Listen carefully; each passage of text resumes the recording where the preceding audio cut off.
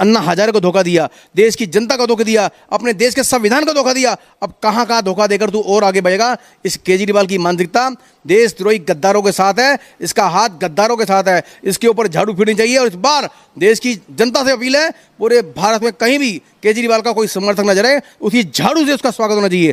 तेरे जैसे हजारों अंसार राजा पैरों को तले रौंद के हम जिंदा खड़े हैं, और तेरे जैसे दुश्मनों को सबक सिखाना ही हमारा मिशन है। अगर तू मर्द का बच्चा है, अंसार राजा या अंसार राजा कोई भी समर्थक है, चैलेंज करे, आमने सामने टाइम रखे, बता किस जगह। जहांगीरपुरी में आज कानून का, न्याय का और संविधान का बुलडोजर चलेगा।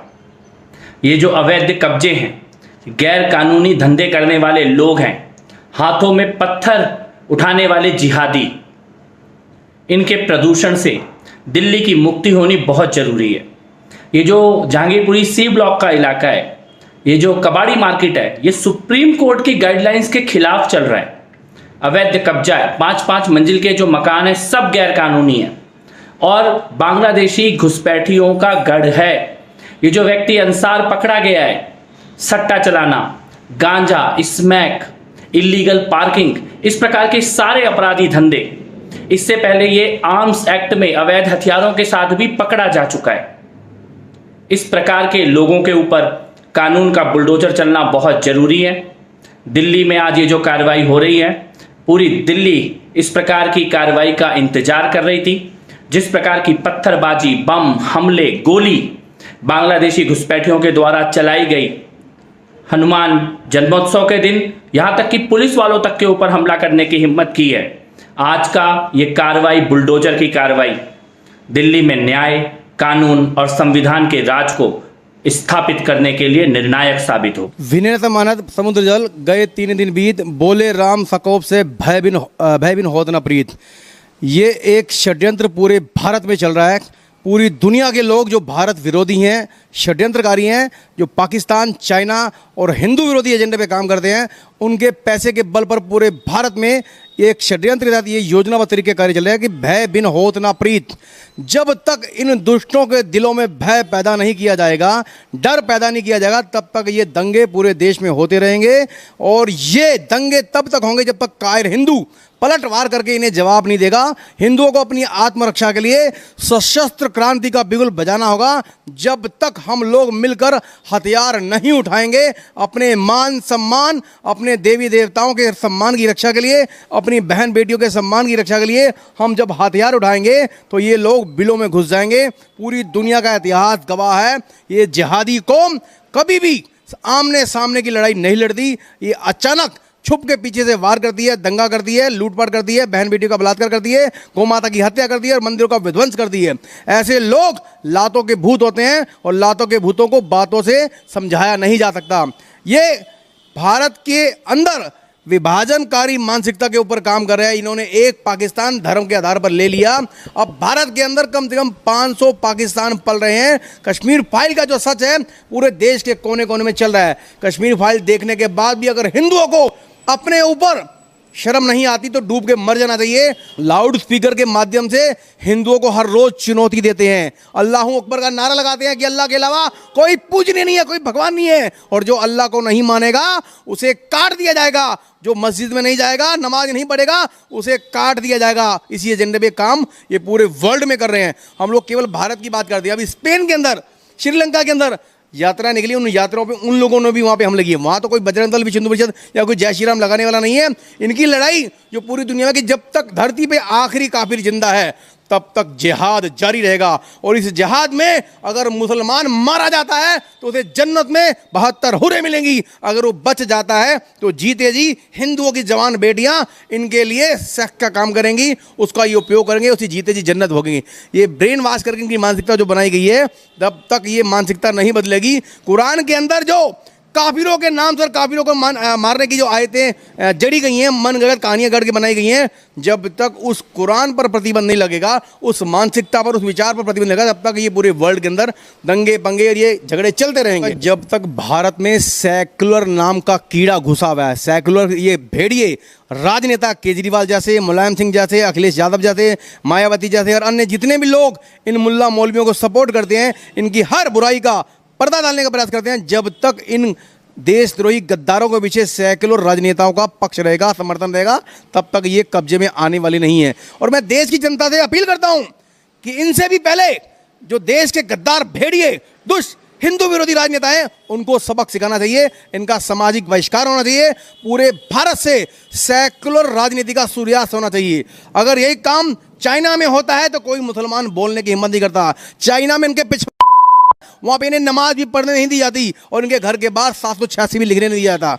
वहां पर ये हाथ जोड़ते, कोई मुस्लिम देश चाइना का विरोध नहीं करता, क्योंकि पता है वहां लठ मजबूत है, डंडा मजबूत है, जो चिल्लाएगा मार दिया जाएगा, फांसी में लटका दिया जाएगा, चौराहे पे गोली मार दी जाएगी। लेकिन भारत के अंदर सैकड़ों भेड़िए कुत्तों की वजह से इनके हौसले बुलंद है। इन हौसलों को तोड़ना होगा और हर हिंदू को सशस्त्र क्रांति के लिए तैयार होना होगा।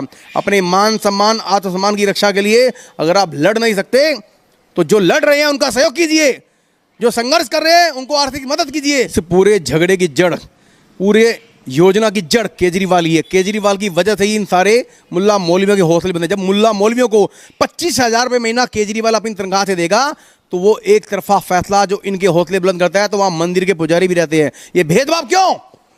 जब आप मुल्ला मौलवी जो देशद्रोही गद्दारी गतिविधियों में लिप्त हैं, देश के खिलाफ गद्दारी करते हैं, उन आतंकवादियों का समर्थन करते हैं, जो भारत तेरे टुकड़े होंगे इंशाल्लाह इंशाल्लाह, उन नारे लगाने वालों के पक्ष में वो मुल्ला मौलवी खड़े होते हैं, उनको आप सम्मानपूर्वक 25,000 महीना तनख्वाह देते हो और फ्री में देते हो, बिना कुछ करे धरे देते हो। इधर देशभक्त लोग जो भारत माँ की जय बोलते हैं, वंदे मातरम का गुणगान करते हैं, राष्ट्र तिरंगे का सम्मान करते हैं, उन देशभक्त पुजारियों को आप 5 पैसे नहीं देते, उल्टा उन पर सांप्रदायिक दंगे का आरोप लगाते हो, उनको सांप्रदायिक कहते हो।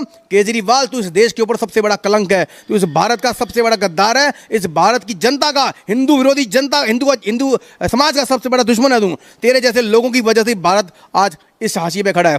तूने अन्ना हजारे को धोखा दिया, देश की जनता को धोखा दिया, अपने देश के संविधान को धोखा दिया। अब कहां कहां धोखा देकर तू और आगे बढ़ेगा? इस केजरीवाल की मानसिकता देशद्रोही गद्दारों के साथ है, इसका हाथ गद्दारों के साथ है, इसके ऊपर झाड़ू फिरनी चाहिए। और इस बार देश की जनता से अपील है, पूरे भारत में कहीं भी केजरीवाल का कोई समर्थक नजर आए, उसी झाड़ू से उसका स्वागत होना चाहिए। जब तक केजरीवाल के लोगों पर झाड़ू नहीं बरसेगा तब तक ये सैकड़ों रोग भारत से उतरने वाला नहीं। कार्रवाई कठोर होनी चाहिए, इनके घरों पे बुलडोजर चलने चाहिए और हो सके तो चौराहे पे नंगा करके इन्हें गली गली घुमा के गोली मार देनी चाहिए। जो भारत के अंदर श्री राम भक्तों पर गोलियां चलाते हैं, श्री राम भक्तों की यात्राओं पर पथराव करते हैं, अरे देश के अंदर राम का सम्मान नहीं होगा तो किसका होगा? राम इस देश की पहचान है, राम इस देश का सम्मान है, राम इस देश की संस्कृति की धरोहर है। राम जन जन के मानस के हृदय में बसा हुआ नाम है, जिसे आप मार तो सकते हो लेकिन दिल से निकाल नहीं सकते। और वो अंसार रजा जो चोर पुष्पा की तरह अपने गले पे हाथ रखकर बता रहा था कि मैं फायर है, तेरा फायर साले उस दिन निकाल देंगे जिस दिन तू आमने सामने चैलेंज करके हमसे बात करेगा कि आज 2 टके के आदमी अंसार रजा भोगता है पुलिस कस्टडी में, हिम्मत है तो हमारे सामने फेस टू फेस चैलेंज करके आप बता किस जगह है। तेरे अंसार रजा वहीं साले राम भक्तों का अपमान करता है, राम भक्तों पर पथराव करता है। तेरे जैसे हजारों अंसार रजा पैरों को तले रोंद के हम जिंदा खड़े हैं और तेरे जैसे दुश्मनों को सबक सिखाना ही हमारा मिशन है। अगर तू मर्द का बच्चा है, अंसार रजा या अंसार रजा कोई भी समर्थक है, चैलेंज करे, आमने सामने टाइम रखे, बता किस जगह है, वहीं उसी जगह तेरे मुंह में। जय हिंद, वंदे मातरम, भारत माता की जय।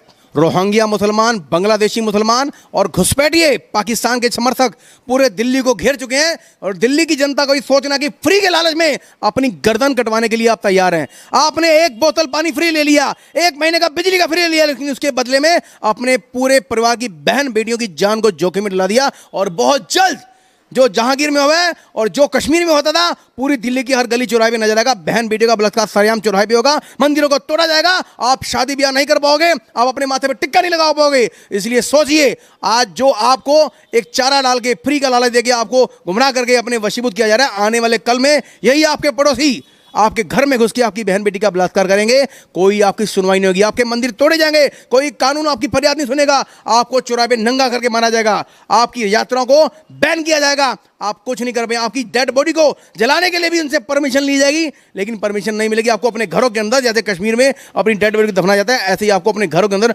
अपनी डेड बॉडी को दफनाना पड़ेगा। सोचिए, फ्री का लालच देश को बर्बाद करता है। पूरा श्रीलंका बर्बाद हो गया, आपके सामने पाकिस्तान बर्बाद हो गया और कई देश फ्री के लालच में जिन्होंने जनता का फ्री का लालच दिया, जिन्होंने जनता को आत्मनिर्भर होने की ट्रेनिंग नहीं दी, आज वो सारे देश कंगाल हो गए, बर्बाद हो गए।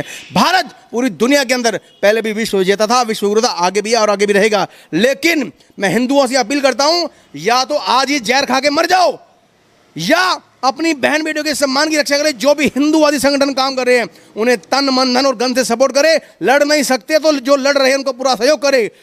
अगर गलती अब कर दी दोबारा गलती को सुधारने का मौका नहीं मिलेगा।